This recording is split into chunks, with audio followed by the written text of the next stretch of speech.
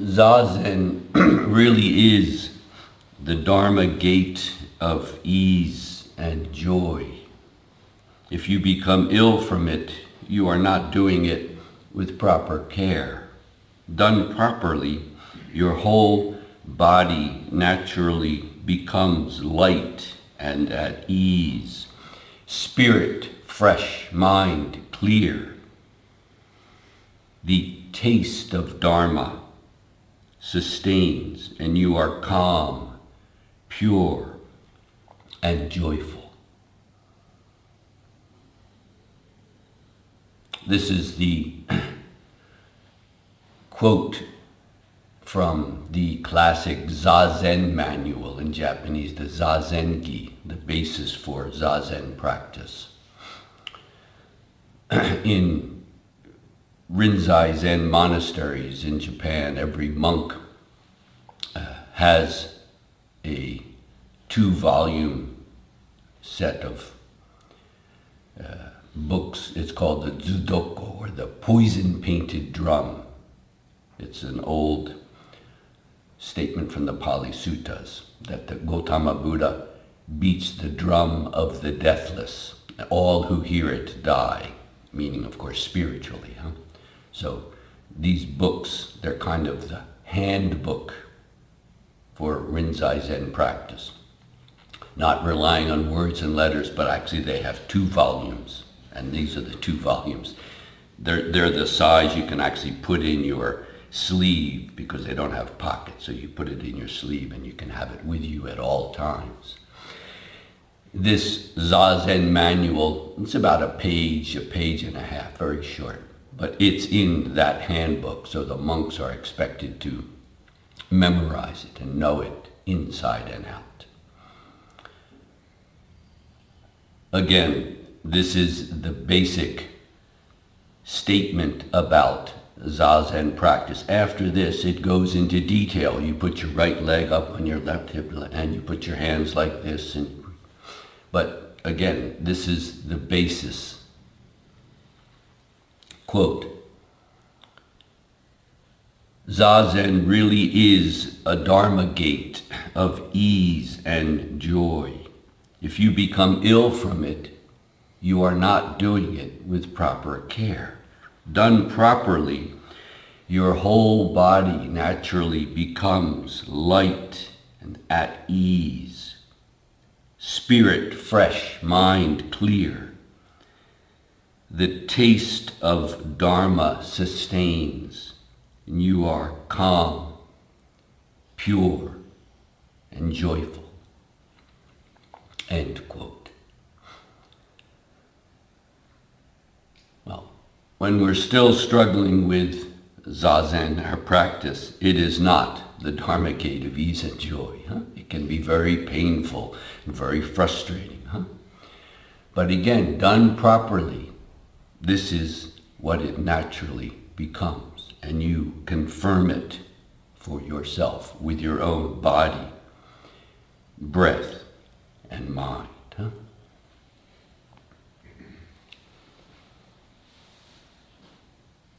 Last night we went through some basic pointers for the body, how to hold it, what to do with the eyes, with the hands, how to walk, how to take the Zazen into movement so that it can become continuous, constant.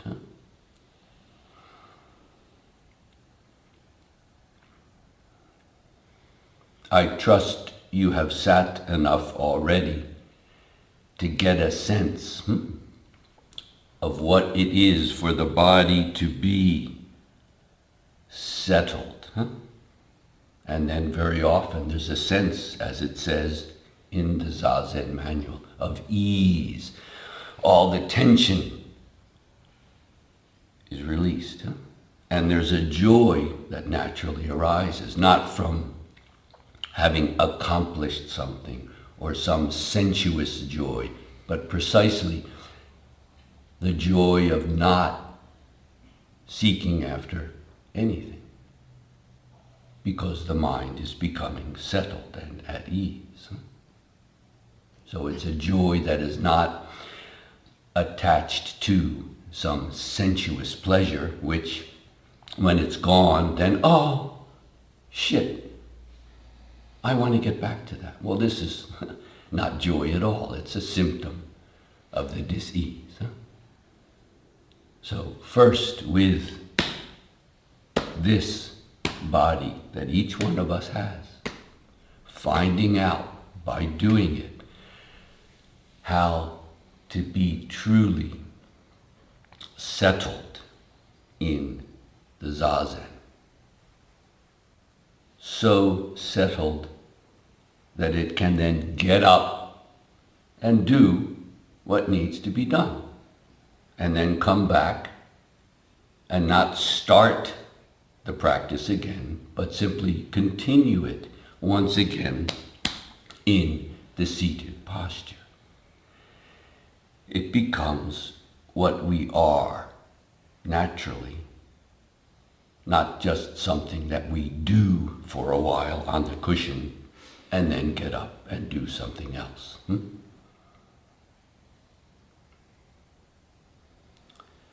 The body is not our enemy.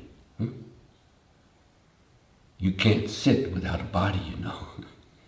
Don't turn this body into the enemy that we have to conquer or subdue. Learn by practicing how the body supports the practice when done properly. If you are fighting against yourself, your body, your thoughts, it's the same thing. If you're fighting, well, is there any wonder there's not a lot of ease and joy there? What are you fighting against? You can't practice without a body. Let it support your practice. Don't turn it into the enemy. What happens if you feel a pain? Your knee hurts.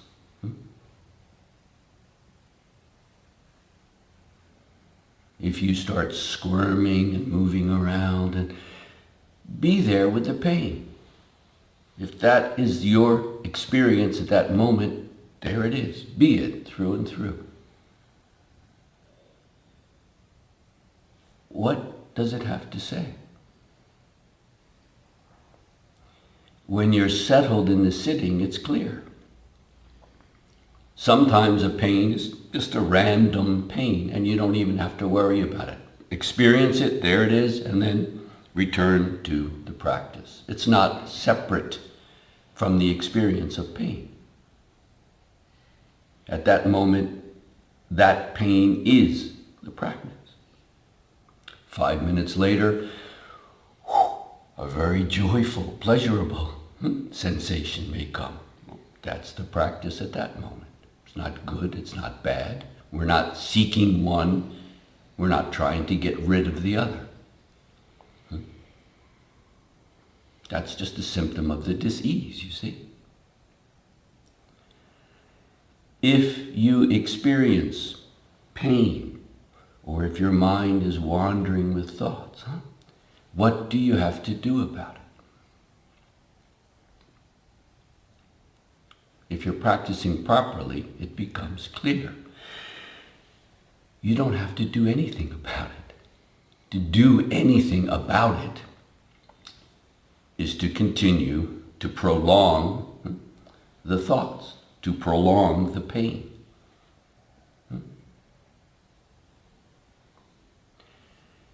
Even to try to get away from it is another way of just continuing the same discursive, confusing, painful habit. So once again, when you experience your thoughts are wandering, your knee hurts, don't try to pretend it's not there. That doesn't make sense. There it is. That is the practice of the moment. But then don't do anything with it. The ego self, of course, wants to do something with it, to get rid of this and maybe have some more of that, and on the dis-ease goes. Finally, you don't have to do anything. If you're practicing properly, you recognize the thought, but you don't feed it. If you feed it, of course, it will go on. You know that. You've done it 1,000, 10,000 times. 25 minutes sit, and your mind just went on a whole story. Huh? Okay. So, of course, you don't feed it, but you don't try to push it away either. Because if you do that, that's just another thought. Just another thought. Right here in settled zazen, you don't have to do anything. Those thoughts will dissolve. One of the reasons we have a retreat as long as it is, because in a few days, if you're practicing properly, you will experience it. Right about now, in the first 24 hours or so, some people experience, it seems like even more thoughts. The more I try to get rid of them, the more they seem to come. Yeah, it's quite common, don't worry, for about the first day or so. But if you just give yourself patiently to the practice without the need to manipulate the pain or the thoughts or whatever, you will see after a day or two, the thoughts naturally dissolve of their own accord. You don't have to shoot them down. That's just more thought. Let them dissolve of their own accord. Of course, if you feed them, they will not stop. But they don't exist out here. They exist because you feed them. You have to see what you are doing. In settled zazen, it's easy. With the discursive mind, well, it's impossible. That's why we have zazen. You have to see what your mind, it's not the weather, it's not the person next to you, it's not even the past. It's what your mind is doing right now. If you don't see that, to see it so clearly that you don't need to do anything with it. See it right through to the bottom, and it will be gone soon enough. It doesn't disappear just like that, as much as you might like it to, want it to.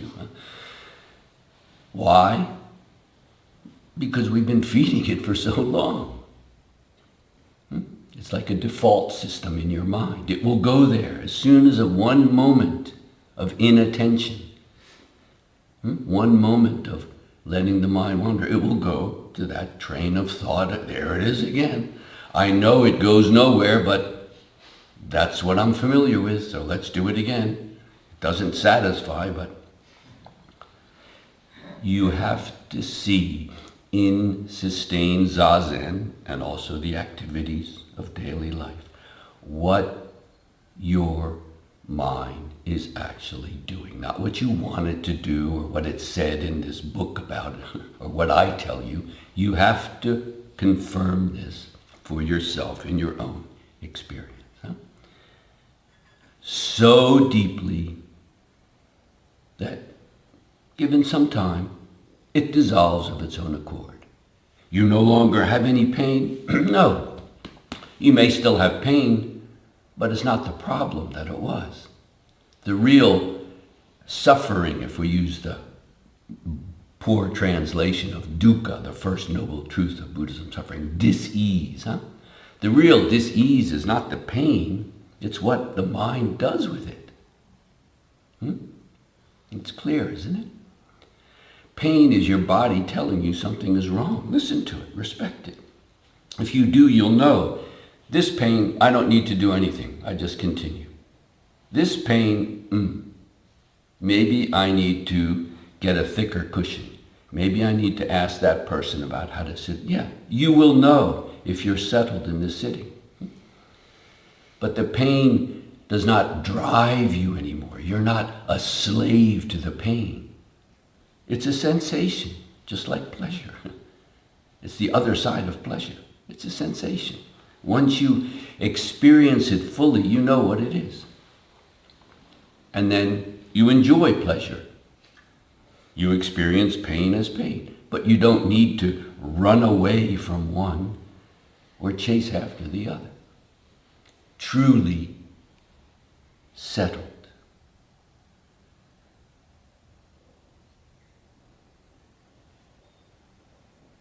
This is the entrance through the body, not in your head, through the body of Zazen.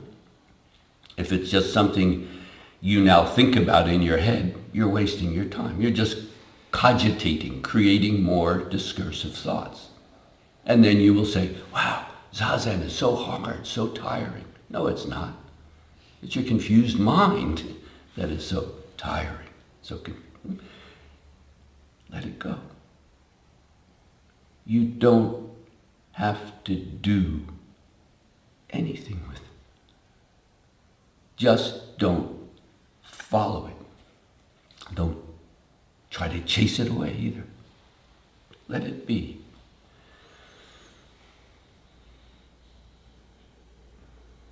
And in time, those thoughts, tiredness, the discursive mind, pain, I wouldn't say they disappear. They don't need to disappear. We live in the world. We have a mind, we have a body, we have a schedule we need to keep, yes.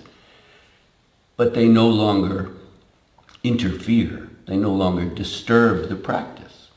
They just become a moment in the practice. Pain, pleasure, tiredness. They cannot really disturb this. You must confirm this for yourself, huh?